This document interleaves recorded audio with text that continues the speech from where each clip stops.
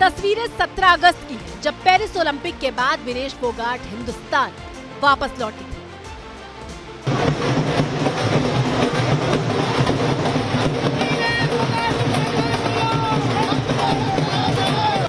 एक हीरो की तरह उनका स्वागत किया जा रहा था। जश्न ऐसा कि मानो विनेश ओलंपिक में गोल्ड मेडल जीतकर वापस आई।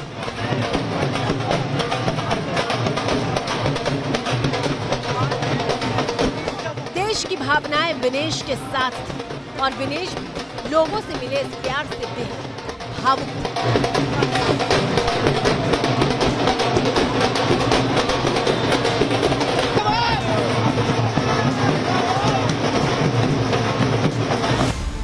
दिल्ली एयरपोर्ट से लेकर हरियाणा में उनके गांव बलाली तक शानदार स्वागत किया गया था। कांग्रेस सांसद दीपेंद्र हुड्डा एयरपोर्ट पर विनेश फोगाट का स्वागत करने पहुंचे थे और विनेश के काफिले में गुरुग्राम तक मौजूद रहे थे।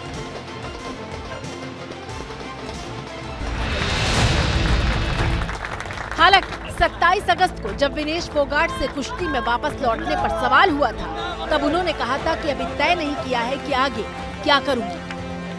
कुश्ती बहुत मुश्किल गेम है, इतना आसान नहीं है। 30 की उम्र में आके सभी लोग तो भी हमें बोल रहे थे खत्म हो गए हैं, लेकिन मैंने वो करके दिखाया है। जिस दिन मेरा मन क्लियर हो जाएगा, जिस दिन मेरे विचार क्लियर हो जाएंगे, उस दिन मैं सोचूंगी मेरे को क्या करना आगे। लेकिन एज कोई बाधा नहीं है बिल्कुल भी मेरे उसमें। लेकिन मेरा इमोशनली मैं बहुत ज़्यादा ब्रेक डाउन हो रखी थी, पहले भी अभी भी हूँ। अभी मेरे को टाइम नहीं मिला है। जैसे ही मैं आई हूँ तो इतने स्वागत, इतने लोग मुझे बुला रहे हैं। तो जिस दिन शांत से बैठूंगी उस दिन मैं डिसाइड करूँगी मेरे को क्या करना है। विनेश फोगाट को कांग्रेस में लाना पार्टी की सोची समझी रणनीति का हिस्सा है, क्योंकि विनेश न सिर्फ हरियाणा बल्कि पूरे देश में लोकप्रिय हैं और वो बीजेपी सरकार के खिलाफ हुए आंदोलन का चेहरा रह चुकी है। बजरंग पुनिया, विनेश फोगाट और साक्षी मलिक ने कुश्ती संघ के पूर्व अध्यक्ष बृजभूषण के खिलाफ जंतर मंतर पर धरना दिया था और ये तस्वीरें देश समेत पूरी दुनिया में सुर्खियां बन गई थी।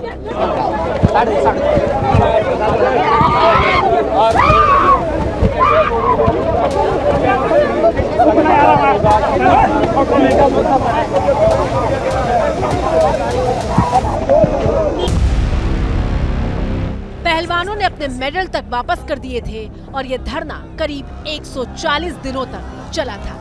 पहलवान बजरंग पुनिया ने अपना पद्मश्री पुरस्कार प्रधानमंत्री नरेंद्र मोदी के आवास के बाहर रख दिया था। कांग्रेस पार्टी का मैं बहुत बहुत धन्यवाद करती हूँ, क्योंकि जब बोलते हैं ना कि बुरे टाइम में पता लगता है कि अपना कौन है। जब हम रोड पे घसीटे जा रहे थे तो छोड़ के बीजेपी को देश में जितनी भी पार्टियां हैं वो हमारे साथ में थी, हमारे दर्द को समझ पा रही थी, हमारे आंसुओं को समझ पा रही थी। विनेश ने बताया कि बुरे समय में हमारे साथ खड़े हुए, जो आज बीजेपी की आईटी सेल बोल रही है कि इनका मकसद तो सिर्फ राजनीति करना था। हमने तो बीजेपी के जो सांसद थी, जितनी भी महिला सांसद थी, उनके घर पे लेटर दिया था, वो फिर भी उन बच्चियों के साथ नहीं खड़े हो पाए। एबीपी न्यूज से बात करते हुए बृजभूषण सिंह ने अपने ऊपर लगे तमाम आरोपों को सिरे से खारिज किया था। इधर उधर मत घुमाइए, सीधे रहिए, लक्ष्य पर सीधे अपने रहिए। लक्ष्य सिर्फ एक है इस नार्को टेस्ट का, सीधा लक्ष्य है कि आपने यौन शोषण किया या नहीं। सीधे है दिवांग जी, नहीं किया, नहीं किया, नहीं किया। 4 महीना हो गया, 4 महीना। कब हुआ, कहां हुआ, किसके साथ हुआ? एक वीडियो नहीं है, एक ऑडियो नहीं है, केवल एक कहानी है, कोई सबूत नहीं है और ये अभी से दिल्ली पुलिस के ऊपर सवाल खड़ा कर रहे हैं। मीडिया रिपोर्ट्स के मुताबिक विनेश की एंडोर्समेंट फीस 25 लाख से बढ़कर 1 करोड़ रुपए हो चुकी है। इंस्टा पर एक पोस्ट और रील के लिए विनेश 2 से 3 लाख रुपए लेती हैं, लेकिन चर्चा है कि अब ये बढ़कर 10 लाख हो सकता है। विनेश फोगाट का जन्म 25 अगस्त 1994 को हरियाणा के चरखी दादरी में हुआ था। पिता राजपाल फोगाट के निधन के बाद उनके चाचा महावीर सिंह फोगाट ने ही उन्हें कुश्ती की ट्रेनिंग दी थी।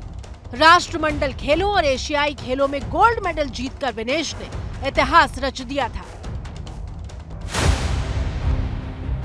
लेकिन अब विनेश फोगाट का दंगल बदल गया है। विनेश फोगाट विरोधियों को पटकनी देने के लिए दांव तो लगाएंगी, लेकिन वो राजनीतिक होंगे।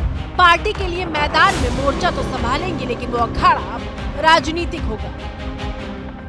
पहलवान विनेश फोगाट बजरंग पूनिया के साथ शुक्रवार दोपहर कांग्रेस में औपचारिक तौर पर शामिल हुई और कुछ ही घंटों के बाद पार्टी की केंद्रीय चुनाव समिति ने जुलाना सीट से उनके नाम पर मुहर लगा दी।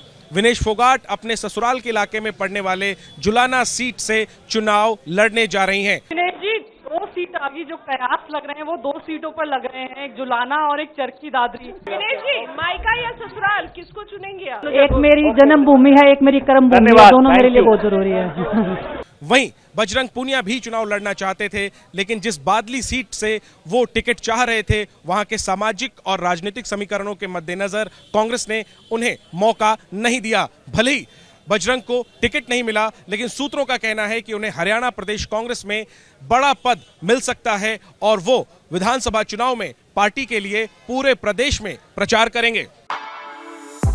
For exclusive and insightful videos, subscribe to our new channel ABP Live Premium.